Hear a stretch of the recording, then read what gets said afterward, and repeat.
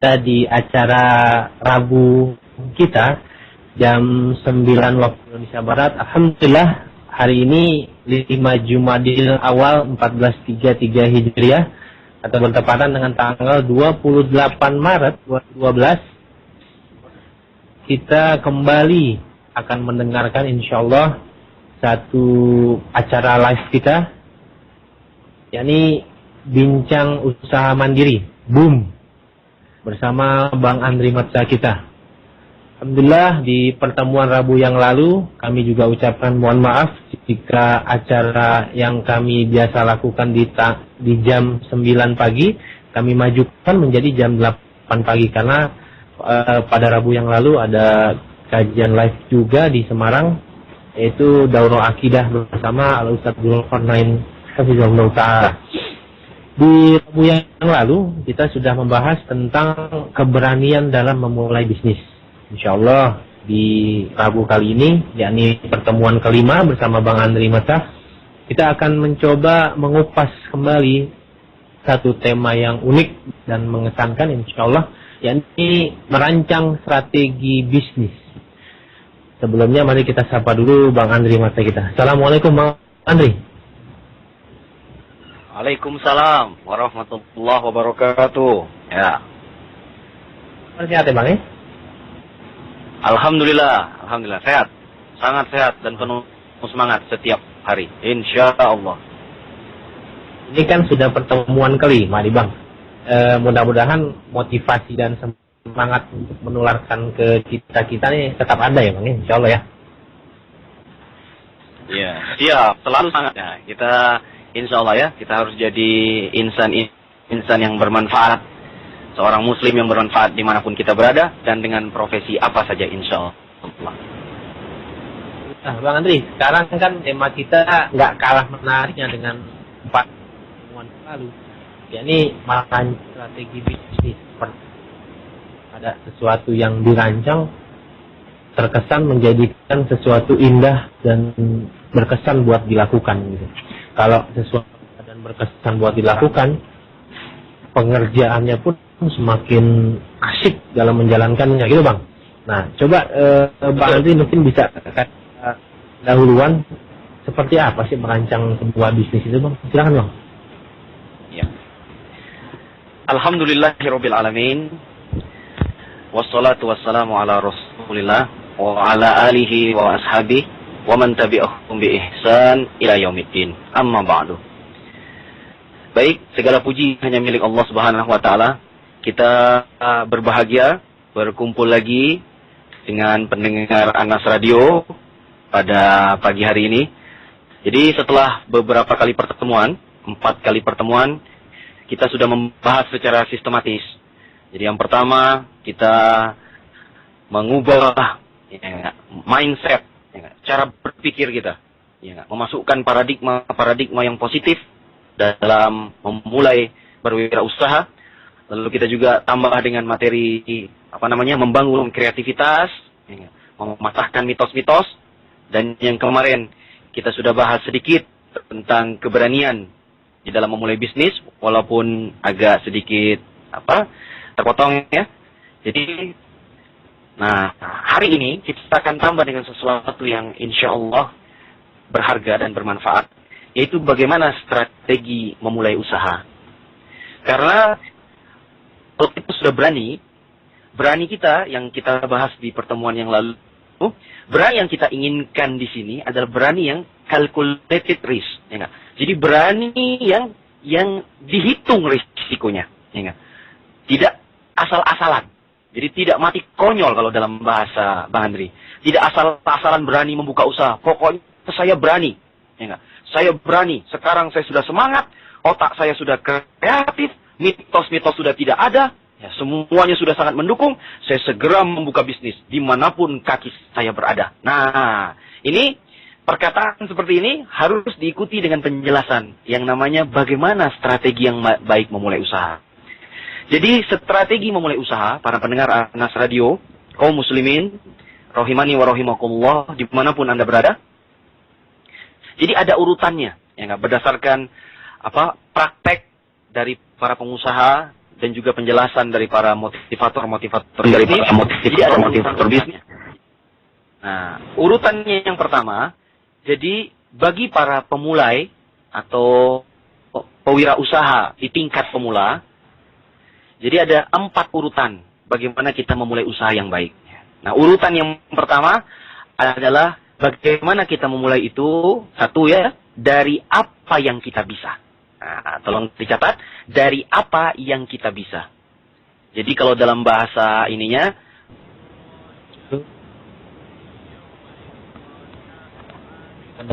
kalian, jadi ada gangguan teknis yang kami dapatkan, mohon maaf sekali lagi, dan insya Allah kita akan kembali melanjutkan penyampaian dari Bang Andri Mata kita. Assalamualaikum Bang Andri. Waalaikumsalam warahmatullahi wabarakatuh. Iya, Bang sudah menyampaikan tentang minat dan hobi, Bang. 2 hal yang perlu untuk kita merancang strategi bisnis. Silakan Bang dilanjutkan. Baik.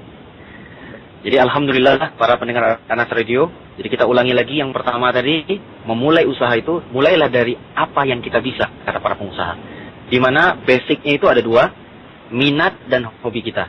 Coba telitilah dari hobi kita yang kita miliki, ya nggak, pada diri kita, ada nggak kira-kira hobi kita itu yang punya peluang, ya nggak, dan prospek untuk kita jual, kira-kira begitu, ya nggak? Yang tentunya ya halal dan manfaat ya hobi itu ya. Nah, atau yang kedua, minat kita. Minat itu beda dengan hobi ya.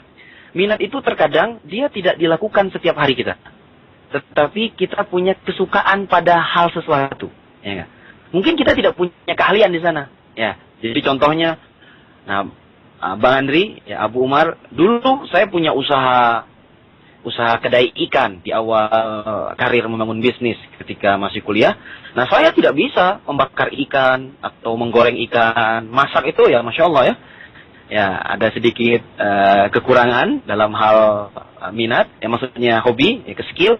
Tetapi saya punya kesukaan yang sangat tinggi. Akhirnya di awal tahun 2000 atau 2001, ya enggak, saya membuka kedai ikan bakar dengan nama saya, persis di depan kampus Universitas Pajajaran di Kota Bandung, di Dipati Ukur waktu itu. Ya, nah ini contoh namanya minat. Jadi saya minat ke usaha ikan bakar, tetapi saya belum tentu saya bisa usaha ikan bakar tersebut. Maksudnya saya mampu menggoreng ikan bakar, ya enggak, atau membakar ikan bakar. Nah, ini namanya apa yang kita bisa. Lalu kalau kita sudah cek, ya enggak, minat dan hobi kita ternyata tidak punya, atau tidak bisa kita munculkan, maka kita maju kepada strategi yang kedua. Strategi yang kedua itu namanya market oriented. Ya enggak? Jadi orientasi pasar. Artinya kita melihat apa yang dibutuhkan oleh orang sekeliling kita. Jadi contoh misalnya begini, kita berada di wilayah kampus, ya enggak? Nah kita lihat, kira-kira teman-teman mahasiswa itu butuh apa sih? Ya enggak? Dalam kehidupan sehari-harinya, apakah butuh alat tulis kah? Atau butuh makanan kah? Atau butuh pulsa kah? Nah, di sini namanya kita melihat apa yang dibutuhkan oleh pasar. Nah, di setiap daerah tentu berbeda-beda kan? Berbeda antara Jakarta dengan Bandung, beda juga dengan di Makassar, beda juga dengan di Medan. Karena karakter kotanya berbeda-beda. Bisa jadi di suatu kelurahan, ya enggak, sukanya makan empek-empek, ya enggak, di suatu tempat tidak suka makan empek. Atau di suatu tempat suka makan ikan bakar, di satu tempat, di tempat yang lain, nah mungkin agak, ikan bakar agak kurang minatnya seperti itu, kurang prospeknya. Nah, ini yang disebut dengan apa yang dibutuhkan oleh orang lain di sekitar kita. Nah, ini kita harus jeli, karena di materi yang lalu kita sudah, membahas tentang kreatif dalam bisnis. Jadi, sering-seringlah kita melihat situasi di pasar, di tempat di mana kita berada. Ya, siapa tahu di tempat tersebut ada hal-hal yang bisa kita munculkan, kebutuhan orang-orang di daerah tersebut yang bisa kita jadikan usaha yang prospek bagi diri kita. Nah, kalau itu pun tidak bisa, strateginya yang ketiga, nah, kata para pengusaha, kita mulailah dari apa yang di sekitar kita ada. Nah, jadi kalau yang pertama, apa yang kita bisa, yang kedua, apa yang dibutuhkan orang lain, yang ketiga, apa yang di sekitar kita ada. Jadi kalau misalnya bisnis itu sebenarnya ya enggak, fondasinya dengan hanya memindahkan bisnis dari satu tempat ke tempat yang lain, itu sudah jadi usaha. Ya, hanya masalahnya berani atau tidak kan? Jadi apa yang di sekitar kita ada. Jadi misalnya Ya tadi, saya kasih contoh. Ya. Nah, apa yang ada di suatu kota di Jakarta, di Bandung tidak ada, kita tinggal pindahkan apa yang ada di Jakarta itu kita pindahkan ke Bandung. Ya. Nah, lalu apa yang ada di Bandung yang di Jakarta tidak ada, misalnya, ya, kita pindahkan aja, ya nggak? Barang atau jasa tersebut, ya nggak? Yang unik dan kreatif tersebut dari Bandung, yang menuju ke atau yang ketiga ini pun ternyata kita tidak mampu, maka kata para pengusaha, strategi yang terakhir adalah kita memulai usaha dengan siapa yang di sekitar kita bisa. Jadi bukan apa yang ada, tapi siapa yang sekitar kita bisa. Jadi sebenarnya kita ini sudah bingung. Saya ini tidak punya skill, ya enggak. Mungkin saya ini tidak bisa melihat kebutuhan orang lain, ya enggak. Juga tidak bisa memindahkan barang yang ada. Nah, akhirnya kita melihat siapa yang di sekitar kita bisa. Nah, siapa yang di sekitar kita bisa ini bahasa bisnisnya aliansi strategis. Jadi kita bersinergi. Nah, tetapi yang nomor 4 ini, ya enggak, strategi memulai usaha yang keempat ini, nah kita harus banyak bergaul ya, membuka wawasan ya, kepada orang-orang yang ada di sekitar kita dan di berbagai tempat. Karena misalnya kita tidak mampu sesuatu, bisa jadi ya, kita pengen punya usaha potong rambut, ya enggak.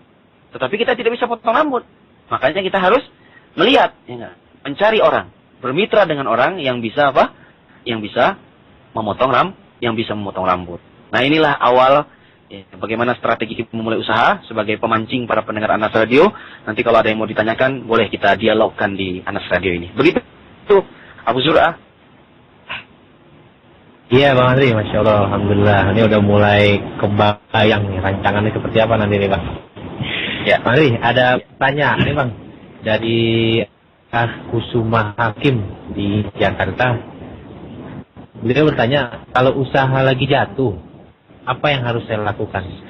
Pertama, cari tambahan modal, atau berhenti untuk meneruskan usaha yang jatuh, atau cari bisnis yang lain saja. Gimana baiknya Bang? Silakan.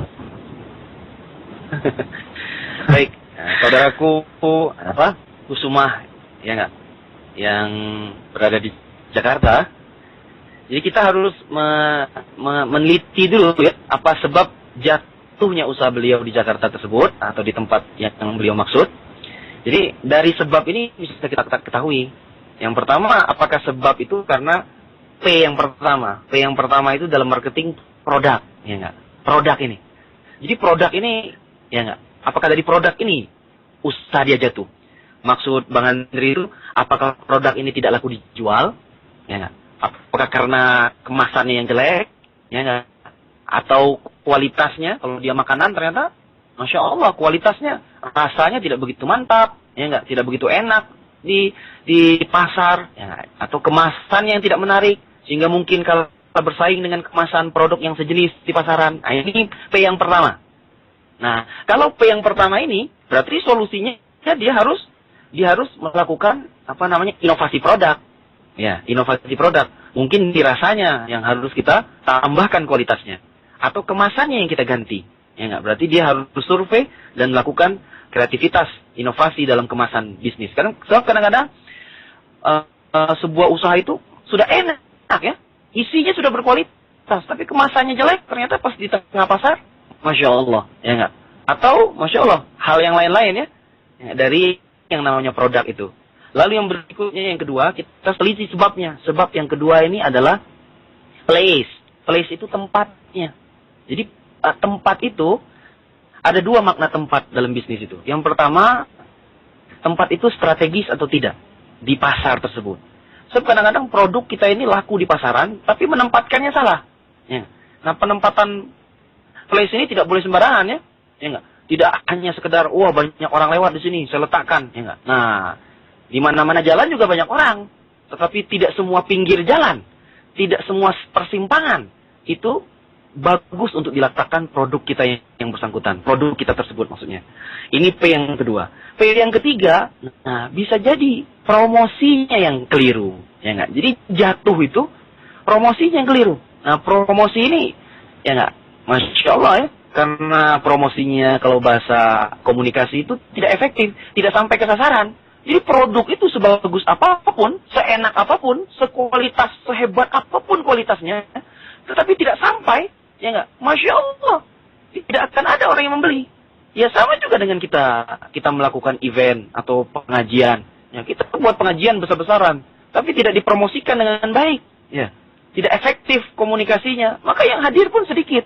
Bahkan mungkin di satu tempat kita membuat ceramah atau pengajian itu ada masyarakat yang tidak tahu. Kenapa? Karena promosinya yang kurang efektif. Nah ini pun berarti seorang pengusaha harus belajar cara memarketingkan usahanya dengan baik. Mungkin di situ letak jatuhnya. Lalu yang keempat, kita harus cek sebabnya. Sebabnya price.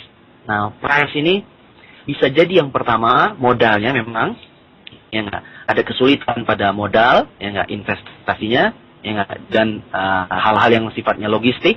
Lalu price yang berikutnya, nah mungkin ya harga yang tidak berkompetisi di pasar, kurang bersaing di pasar, sehingga dengan harga tersebut ya masya Allah masyarakat tidak menerima produk atau jasa yang kita jual. Akhirnya usaha kita itu bangkrut. Nah gara-gara price kita tersebut. Nah ini yang harus diteliti. Jadi dari 4 ini kita bisa menentukan bagaimana kita membuat solusi dalam membangkitkan usahanya. Ya enggak? Nah kalau 4 ini ya, tetapi kalau ternyata masalahnya ada pada diri kita, ya enggak, masalah mentalitas, masalah kurang semangat, masalah banyak alasan, ya enggak, yang abang bilang blame tadi, blame, excuse, dan justify, ya enggak, blame itu suka menyalahkan orang, ya enggak, atau excuse, ya suka membuat alasan, wah saya ini nggak bisa usaha, bangkrut usaha saya karena saya ini tidak semangat berbisnis. Nah ini berarti masalahnya bukan 4P tadi, tetapi masalahnya adalah jiwanya, hatinya, dan pikirannya yang harus kalau bahasa kita itu dicuci terlebih dahulu. Ya, harus dibangkitkan dulu semangatnya, dan mindsetnya harus diluruskan, ya enggak, dengan mindset yang benar. Ya insya Allah. Ya, begitu kira-kira jawabannya Abu Zur'ah. Ya Bang Ali, jazakallahu khairan atas jawabannya. Ini ada pertanyaan lagi Bang dari Al-Ah Kanda. Beliau salah satu kepala bendaharaan Nas Radio Bang. Alhamdulillah. Nah, beliau bertanya, aku mau tanya kalau aku hobi main futsal, apa masih bagus peluang bisnis futsal yang sedang marak di Indonesia? Silakan Bang. Alhamdulillah. Ini pertanyaannya luar biasa ya. Iya.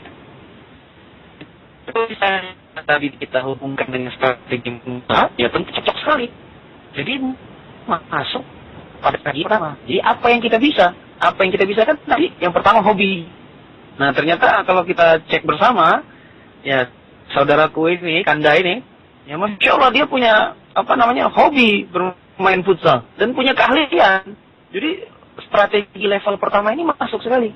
Nah, menurut saran para pengusaha, harusnya titik ini yang harus kita coba kreasikan dan kita jual, dan itu pasti bisa. Karena Bang Andri sudah berkeliling saat di berbagai negeri, ya enggak? Di kota-kota besar saja prospek ini untuk ini ya, ini masih sangat besar ya enggak? Apalagi di daerah-daerah. Ya, di daerah-daerah. Kemarin aja Bang Andri keliling di wilayah Jawa Barat, ya, apakah keliling bersilaturahmi dan mengaji, misalnya saya kemarin ke Majalengka, ke Kuningan, itu Masya Allah, ya enggak? Sampai satu lapangan futsal aja diantrikan oleh, Masya Allah, banyak sekali, berbagai lembaga dan orang-orang yang mengantri sampai malam, jadi penuh sekali, setiap hari itu penuh. Jadi Masya Allah, sangat prospek sekali kalau dikelola dengan, nah, begitu jawabannya, siap. Ya, kalau heran Bang jawabannya. Memang Al-Ah Kanda ini Masya Allah semangat ya. Mungkin dari semangat itulah, dari hobi dan minat itulah dia ingin berbisnis ya. Yang mudah-mudahan kita juga bisa lihat minat dan bisnis hobi kita seperti apa. Ada pertanyaan lagi nih Bang dari Al-Ah Abu Zikro di Makassar.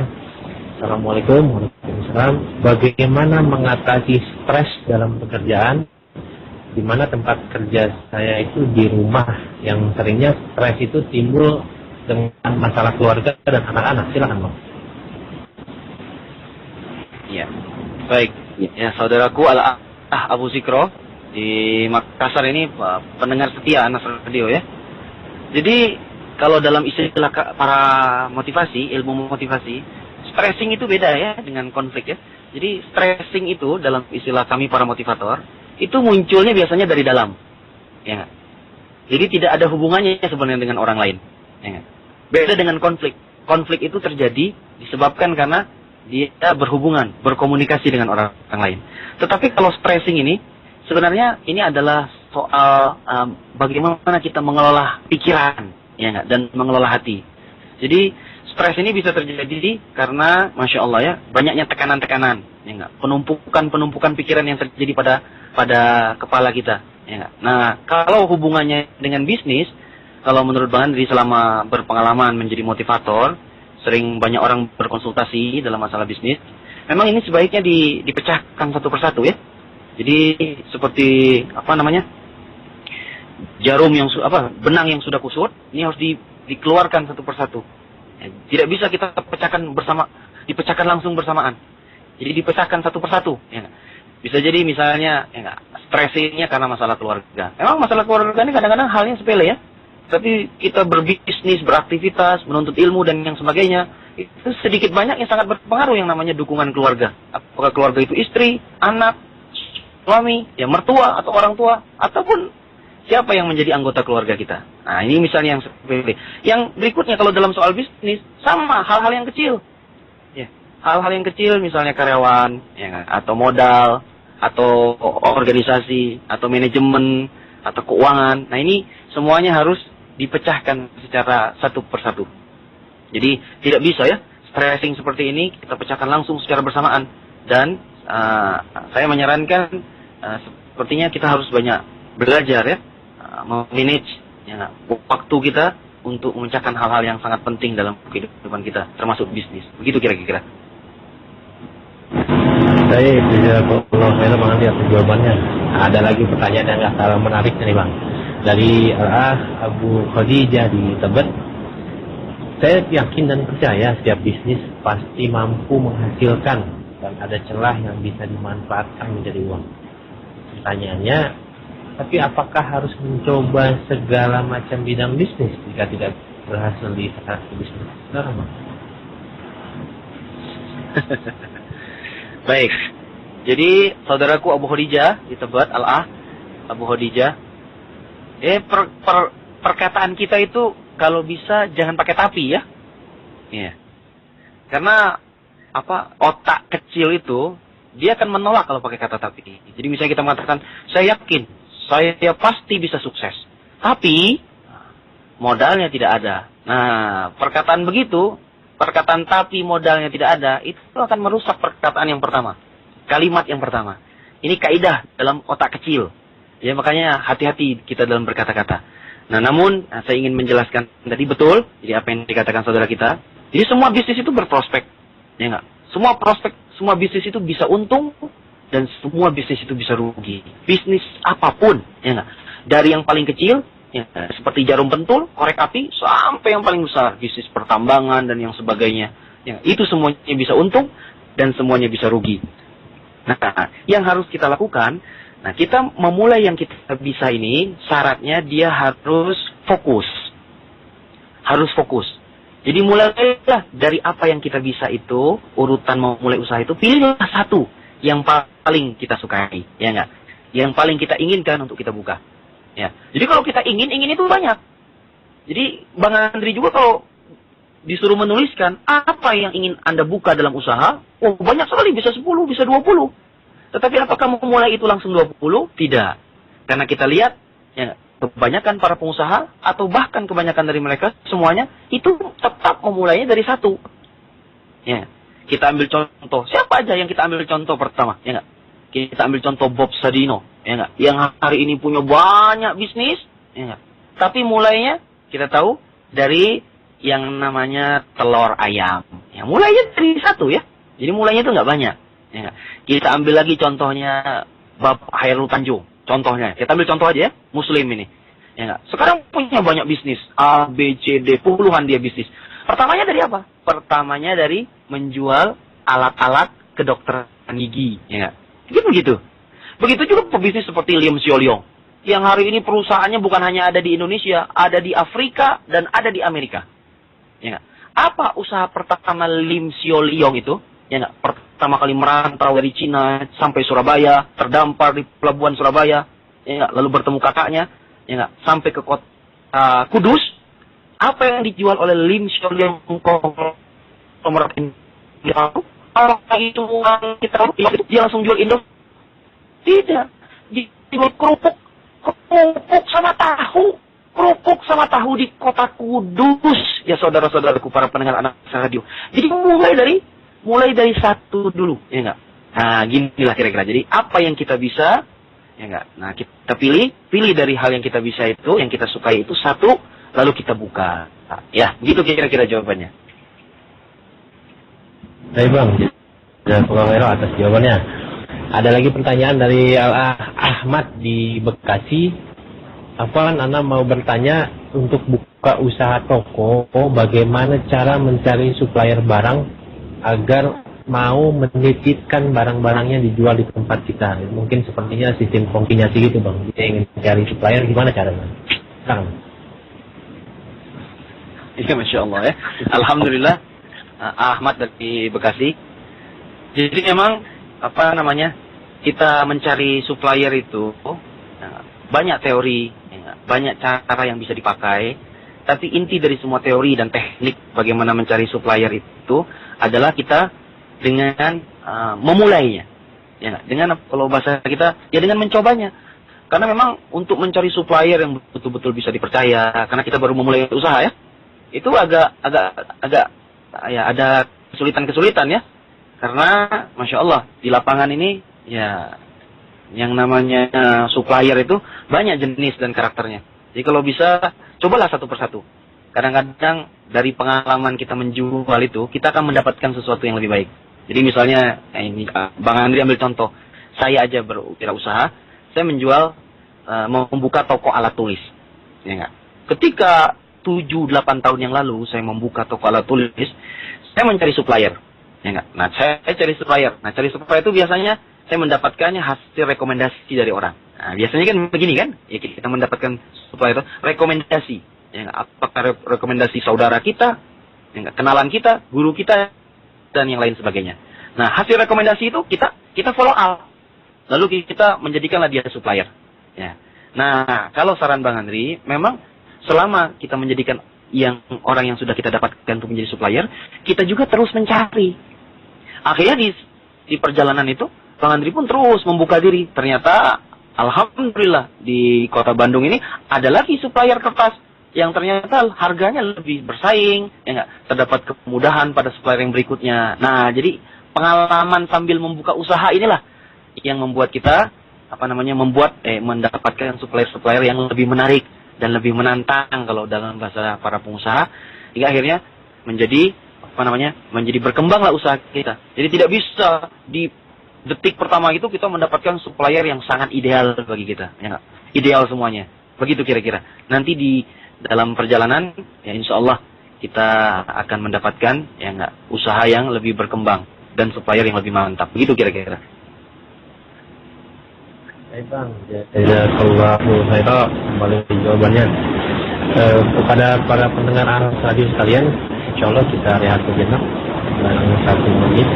Kita akan kembali dengan belajar Al-Quran yang semoga dengan rehat ini teman radio sekalian bisa mengumpulkan pertanyaan dan merenungi apa yang disampaikan Bang Andri Masa sejak awal tadi hingga jawaban-jawaban yang telah diberikan. InsyaAllah kepada Al-Akh Abu Ayyah di Payung, Khalil dan Pak Adi di Solo, InsyaAllah pertanyaannya akan dijawab oleh Bang Andri Masa setelah rehat berikut ini. Silakan.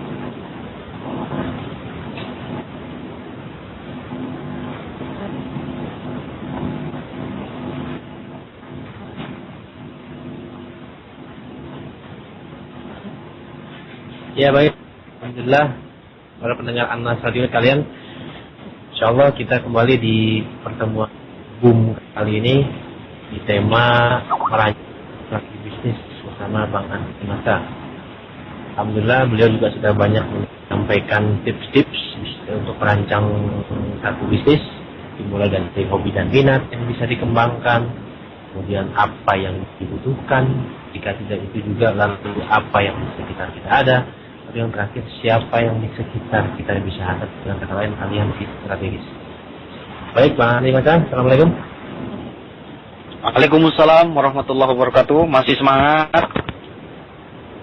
Masya Allah, masih semangat Bang. Sampai di akhir waktu kita juga mau beri pengumuman ke para pendengar sekalian, insya Allah, karena tadi ada masalah teknis di jaringan kita. Allah, acara pada pertemuan kali ini akan kami tambah sekitar 15 menit sampai 20 menit insya Allah. Baik, Pak Andri, ada pertanyaan dari Abu Ayas di Cipayung. Saya mau buat usaha. Pertanyaannya, apakah setiap memulai usaha harus dimulai memetakan SWOT? Rencananya saya mau buat usaha pengantaran makanan di sebuah daerah, tapi belum melihat ada yang membuka serupa di daerah tersebut. Atau memang saya yang tidak tahu. Apa harus saya mencari pesaing saya sebelum membuka usaha itu? Nah, silakan, Bang. Ya, alhamdulillah. Jadi saudaraku Abu Ayas di Cipayung. Ya. Nah, Masya Allah ya, di pertemuan yang lalu Bang Andri Abu Umar sudah menyebutkan soal yang namanya perencanaan. Jadi memang kalau kita gagal berencana, maka sama dengan gagal. Jadi perencanaan itu harus dipersiapkan apa ya? Nah, kalau kita mampu, maksudnya kita punya kemampuan ya, punya kapabilitas untuk menganalisa atau membuat SWOT dalam usaha kita, Masya Allah, itu sebuah keutamaan pada diri Anda dan pada usaha kita. Jadi kenapa tidak kita lakukan? Karena saya pun dan banyak para pengusaha pun melakukan hal yang sama. Ya, kalau dia punya kemampuan. Kalau dia tidak punya kemampuan, ini lain lagi permasalahannya. Mungkin kita bisa minta bantu dengan saudara kita yang punya kemampuan. Ya, kaum muslimin yang lain yang bisa memberi manfaat pada diri kita untuk menganalisa usaha kita. Apakah itu konsultan bisnis kah? Para motivator bisnis kah? Atau kita punya teman pengusaha yang bisa menganalisa usaha kita. Jadi SWOT itu, Masya Allah ya, sebuah keutamaan yang sangat penting sebelum kita memulai usaha. Jadi kita melihat strength, ya enggak, kelebihan usaha kita, ya enggak. Nah, lalu kita melihat juga weakness-nya, kelemahannya, ya enggak, opportunity-nya, dan juga treatment-nya, halangan-halangannya dan kemungkinan peluangnya. Berarti kalau kita ingin melakukan SWOT, ya, sebelum kita memulai usaha, berarti kita harus banyak survei terlebih dahulu. Ya, survei pada barang yang ingin kita jual, barang yang sejenis dengan yang kita ingin jual, dan yang kedua, para pengusaha si penjual tersebut. Dan itu, Masya Allah, tidak mengapa ya, tidak mengapa. Ya. Jadi misalnya, kita pengen bikin soto ayam di sebuah tempat. Ya, kenapa tidak kita tanya? Misalnya kita punya, di tempat tersebut ada, di sebelah-sebelahnya, para penjual soto ayamnya, kita bergaul. Kita tanya, Bapak, Assalamualaikum, apa kabar? Ya, bagaimana Bapak bisnisnya? Masya Allah, sudah berapa tahun Bapak buka usaha soto ayam di sini? Bagaimana ceritanya, pengalaman Bapak? Ya, sejam, 2 jam sambil makan soto ayam beliau, kita mengajak ngobrol dengan beliau. Dan bukan hanya satu penjual soto ayam, juga penjual soto ayam yang lain. Sehingga kreativitas itu terbuka, semakin bertambah. Karena kita mengumpulkan banyak input untuk otak kita, sehingga kita punya ide yang betul-betul terukur untuk memulai bisnis kita. Apa yang kita bisa tadi? Begitu kira-kira. Jadi jangan ragu-ragu, silakan SWOT itu dilakukan. Lalu faedah dari SWOT ini, kita kan juga ingin mencegah ya, agar tidak terjadi hal-hal yang kita tidak inginkan. Ya, misalnya kita tidak melakukan SWOT, kita asal membuka bisnis, ya ternyata kita membuat harga yang Masya Allah merugikan kaum muslimin di pasar. Ya, karena kita asal-asalan. Ya, semua teman-teman kita, para penjual kaum muslimin di suatu tempat, di sebuah desa atau kelurahan, menjual soto ayam, semua dengan harga sekitar 9.000, 10.000.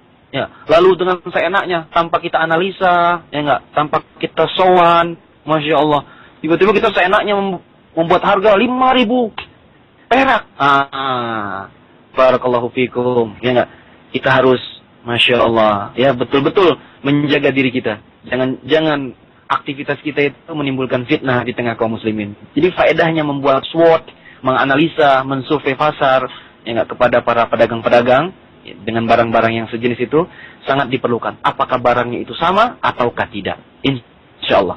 Barakallahu fikum. Gitu, Abu Zur'ah. Ya, jazakallahu khair.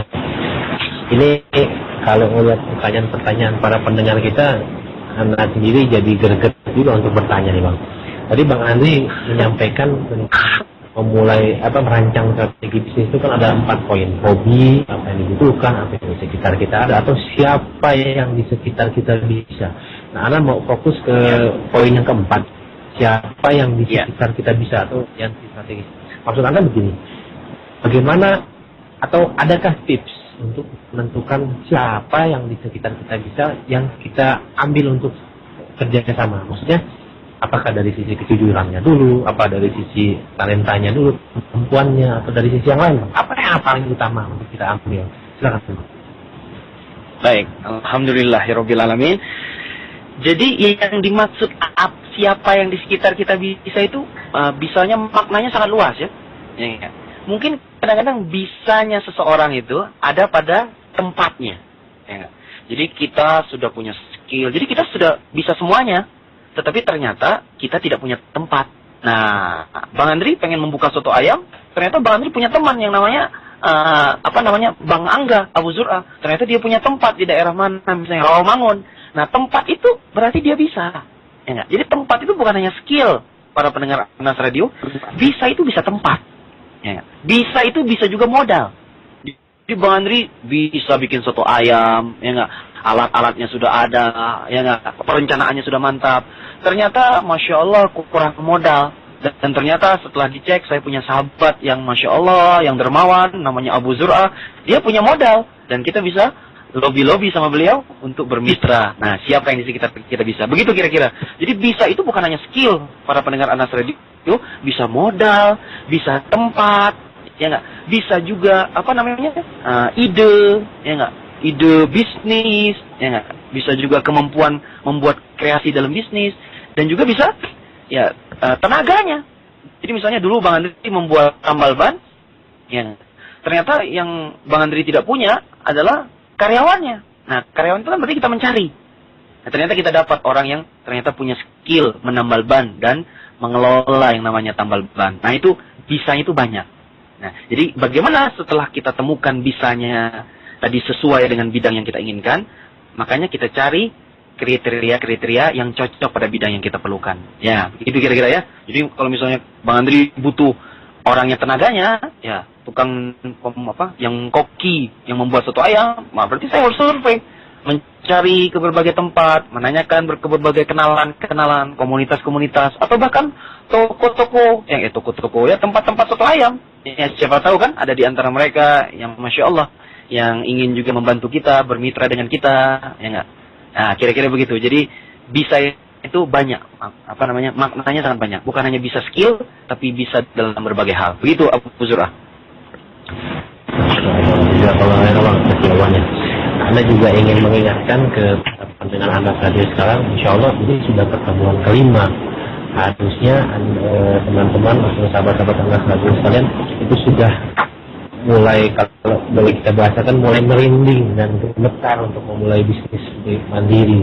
Karena memang tujuan kita mengadakan acara boom ini adalah memotivasi teman-teman yang ada kekhawatiran mitos, ada kekhawatiran dengan semangat, kekhawatiran dengan kreativitas, kekhawatiran dengan strategi, itu insya Allah pelan-pelan akan kita patahkan semuanya itu, insya Allah. Ada pertanyaan lagi Bang dari Akhrian di Kelapa Gading. Ketika usaha sudah mulai berkembang, terkadang harus memikirkan asuransi pegawai, pajak yang besar, interaksi dengan bank dan lain-lain. Nah, bagaimana cara kita untuk menghindari hal-hal ini mengingat sudah berbenturan dengan agama? Silakan. Ya, Masya Allah ya. Jadi, alhamdulillah, Ahrian di Kelapa Gading. Jadi kita harus punya kemampuan kepemimpinan ya, dan kemampuan komunikasi untuk meyakinkan dan mengkomunikasikan apa yang kita yakini. Ya, jadi kita kan sebagai pemimpin bisnis, ya, pemilik bisnis, ya seperti Anda dan saya juga, ya, bagaimana meyakinkan tim kita, para karyawan kita.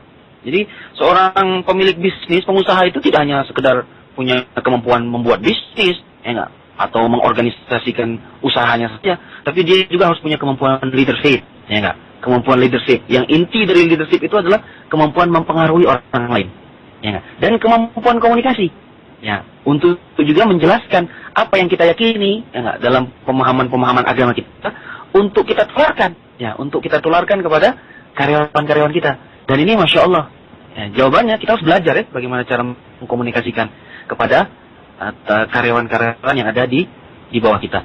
Sama, saya juga merasakan tantangan hal tersebut ketika punya karyawan yang Masya Allah belum satu visi dengan kita, mungkin juga pemahaman agamanya belum sama dengan kita, ya, kalau dalam bahasa ininya belum semanhat dengan kita, ya, orang muslim yang harus dengan lemah lembut, ya, dengan hikmah menasihati karyawan-karyawannya dengan baik, Masya Allah. Makanya dari awal ketika kita mencari karyawan, kita carilah karyawan itu, ya enggak, bukan hanya sekedar orang yang mempunyai skill dan kemampuan pada bidang yang ingin kita ambil, yang kita inginkan dari dia, tapi Masya Allah, dia punya keinginan untuk belajar, ya enggak, untuk merubah dirinya dengan cara yang lebih baik.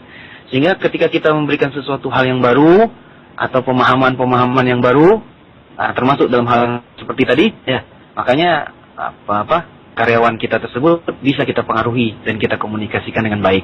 Begitu kira-kira. Nah, kalau kita tidak mampu, ya, nah, tidak salah ya enggak, kalau kita mencari orang ketiga untuk membantu meyakinkan hal tersebut pada karyawan kita. Boleh, ya, Masya Allah. Karena Bang Andri pun sampai detik ini sudah bertahun-tahun menjadi konsultan bisnis. Kadang-kadang diminta bantuan di berbagai perusahaan atau ya usaha-usaha kecil dan menengah untuk meyakinkan. Ya, kadang-kadang yang namanya pegawai itu macam-macam ya, bukan hanya visi agama, tapi Masya Allah dalam hal sikap aja masih banyak yang harus dirubah, yang diperbaiki. Ya, apakah itu soal kedisiplinannya, soal kemalasannya, soal karakternya, ya, Masya Allah. Nah, lebih-lebih lagi soal agama, ini subhanallah tanggung jawab yang sangat besar bagi seorang pemimpin usaha atau pemilik usaha. Begitu kira-kira. Baik, jazakallahu khairan atas pertanyaan. Ada jawabannya. Ini ada pertanyaan lagi dari Ukaini di Jakarta Timur. Ukaini, saya mau bertanya, kenapa setiap mau mulai usaha saya selalu ragu dan takut tidak laku? Tolong kasih tips memulai usaha supaya mantap menjalani usaha itu agar keraguan dan ketakutan usaha itu tidak lagi ada. Terima kasih. Ya, selamat. Ya, alhamdulillahirabbil alamin ya. Masya Allah. Jadi ragu itu kan ya penyebabnya sangat banyak ya. Ya, tapi yang paling mempengaruhi biasanya apa yang seseorang itu yakini dalam hidupnya. Masya Allah.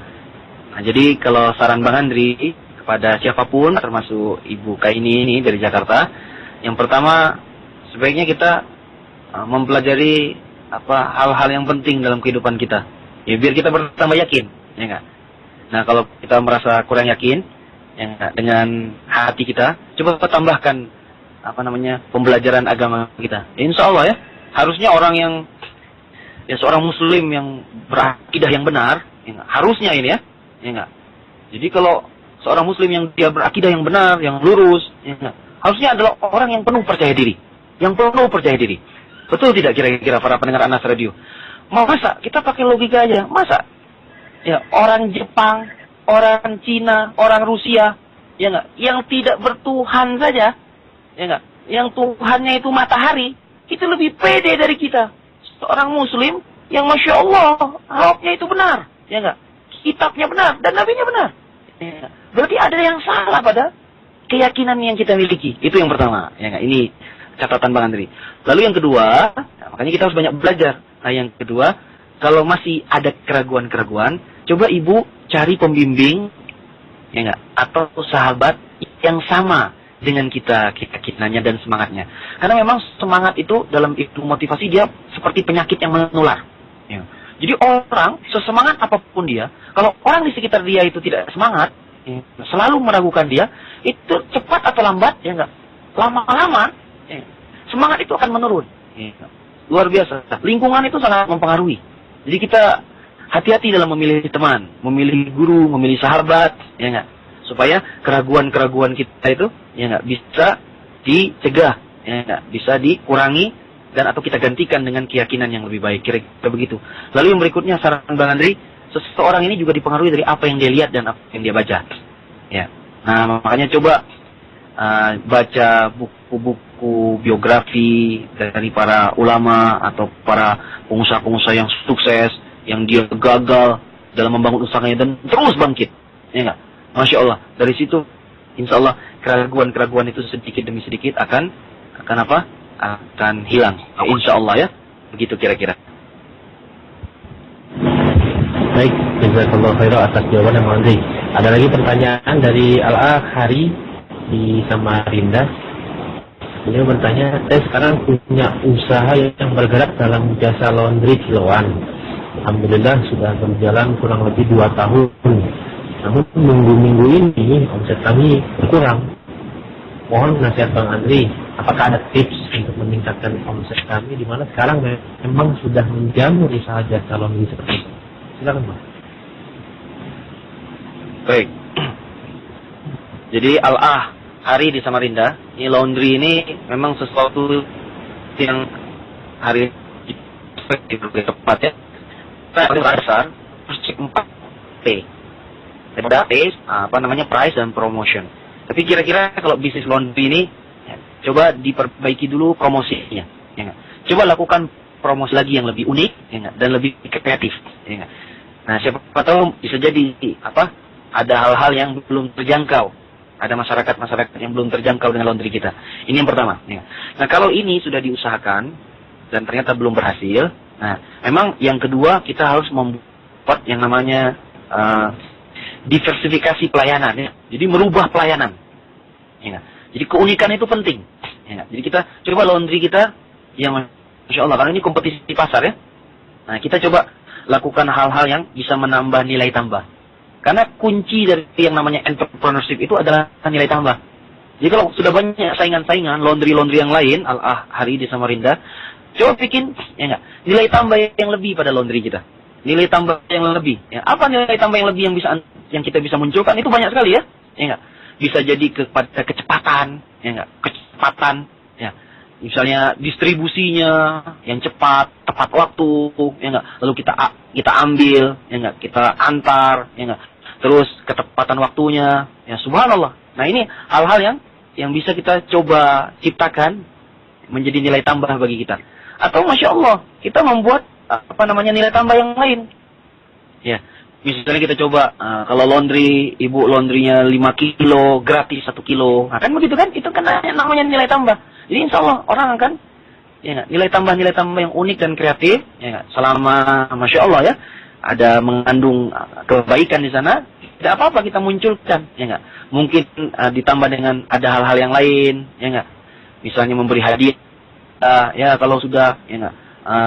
7 kali, ya enggak? 8 kali misalnya melondri di tempat saya, Masya Allah akan gratis 3 kali, misalnya kayak gitu kan, Masya Allah. Atau diberi hadiah apa, ya ini kan hal-hal yang unik yang bisa kita tambah dalam yang namanya promosi. Dan itu Masya Allah mengandung banyak kebaikan. Kira-kira begitu, ya. Baik, jazakallahu.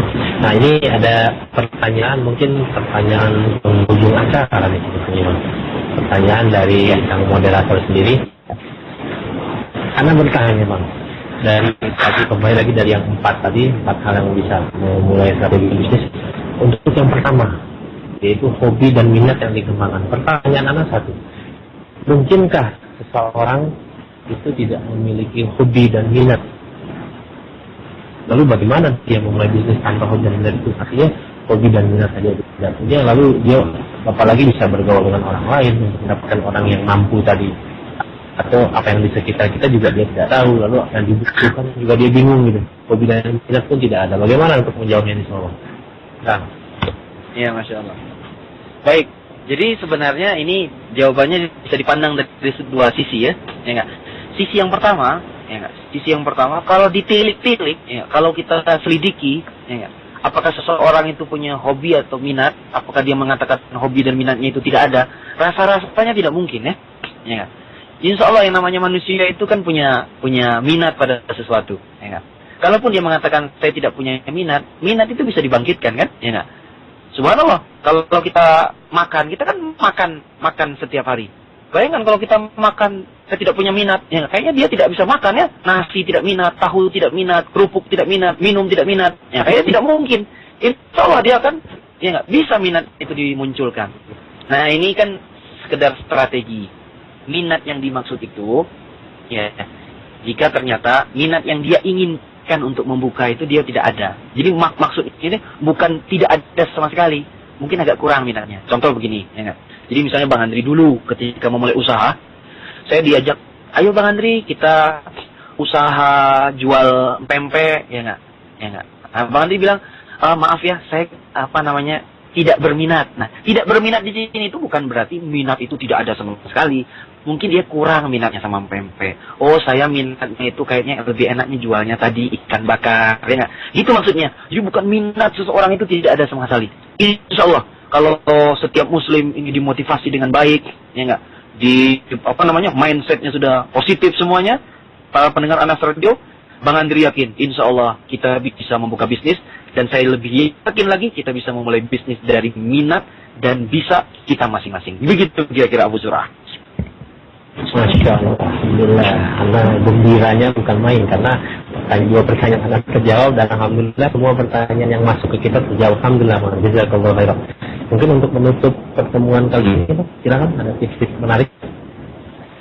Masya Allah. Baik ya, jadi Alhamdulillah pada hari ini kita sudah menyelesaikan strategi memulai usaha, dan insya Allah judul Rabu yang akan datang setelah strategi memulai usaha, Bang Andri akan kasih ilmu, share, judulnya strategi memilih usahanya. Nah, jadi memilih itu juga nggak boleh sembarangan ya, memilih barang itu nggak boleh sembarangan. Nah, insya Allah tunggu. Ya, di pekan yang akan datang, bagaimana memilih barang-barang yang menarik, bagaimana memilih jasa-jasa dan usaha-usaha yang menarik. Jadi saya berpesan, saya berwasiat dari strategi memulai usaha. Sesungguhnya 4 strategi memulai usaha itu cuma sistematika saja. Dan kalau kita tilik-tilik, orang yang termotivasi dalam bisnis, orang yang sukses itu selalu punya kelebihan cara, ya enggak? Dia selalu mempunyai banyak cara untuk memulai bisnis, tidak hanya dengan satu cara. Dan beda dengan orang gagal. Kalau orang gagal itu selalu memiliki kelebihan alasan. Alasan untuk tidak memulai usahanya. Alasan untuk berhenti dan tidak mengembangkan usahanya. Itulah bedanya orang yang sukses dengan orang yang gagal. Mudah-mudahan ya kita semua pendengar-pendengar Anas Radio kaum muslimin, ya enggak, di atas sunnah ini kita bisa memulai usaha kita dengan sebaik-baiknya, dan jangan lupa apa yang sudah kita ketahui ini dipraktekkan. Karena ingat motto kita, knowledge is nothing, applying what you know is everything. Pengetahuan itu tidak ada apa-apanya sama sekali, kecuali, ya enggak, nah kita aplikasikan, ya enggak, sehingga dia menjadi everything, menjadi segalanya bagi kita. Begitu, terima kasih. Ya, walhamdulillahirabbil alamin. Subhanaka Allahumma wa bihamdik, asyhadu an la ilaha illa anta, astaghfiruka wa atubu ilaik. Baik, jazakallahu khairan kepada Bang Andri Mata, dan alhamdulillah semoga yang beliau sampaikan, sharing yang beliau berikan kepada kita bermanfaat bagi kita dan bagi beliau juga, dan semoga beliau dan keluarga beliau diberkahi dan dijaga oleh Allah Subhanahu wa taala. Dan alhamdulillah kami harus memutus hubungan dengan Bang Andri Mata. Demikian para pendengar Anas Radio Salam, pertemuan di acara kelima kita sudah selesai, dan mohon maaf atas kejadian terputusnya jaringan kami dengan Bang Andri Mata tadi. Insyaallah anak akan sampaikan beberapa pengumuman mengenai kajian live di Jakarta dan Universitas Taklim yang sekarang ada. Insyaallah di Rabu Ba'da Zuhur hari ini di Perpustakaan Nasional Jalan Palembang bersama Ustaz Muhammad Yahya Hafizahullah Ta'ala dengan pembahasan akidah. Allah Ba'da Zuhur di Perpustakaan Nasional Jalan Palembang. Kemudian pengumuman yang kedua, insyaallah panitia kajian Ahlus Sunnah Jakarta dan Yayasan Al-Muhajirin wal Ansor insyaallah akan kembali mengadakan daurah tabligh akbar, tapi untuk kali ini agak unik.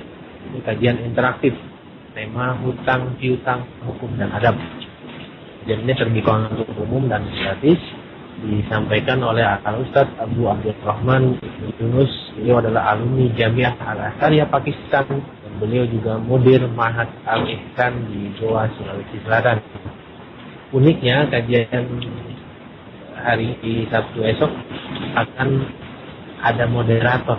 Ini Ustaz Istialeta, dan kajian ini juga dibuat interaktif. Saya jawab langsung ditanyakan kepada pemateri melalui moderator. Insyaallah kajian ini akan dilaksanakan di Masjid Al-Faidhisom, Sudirman, Jakarta pada hari Sabtu tanggal 31 Maret 2012 pukul 9 sampai dengan selesai. Insyaallah untuk lebih lanjutnya bisa ditanyakan ke Komite kami melalui radio.com. Demikian para pendengar Anas Radio sekalian, mohon maaf jika ada yang salah dari kami, yang benar-benar datang dari Allah Subhanahu wa taala, dan segala kebaikan dan kemudahan yang bisa kita dapatkan untuk melaksanakan acara pada kesempatan hari ini sudah datang dari kawan Allah Subhanahu wa taala. Demikian, maaf sekali lagi jika ada yang salah. Kami tutup dengan doa kepada majelis. Subhanaka Allahumma wa bihamdika, asyhadu an la ilaha illa anta, astaghfiruka wa atubu ilaik. Assalamualaikum warahmatullahi wabarakatuh.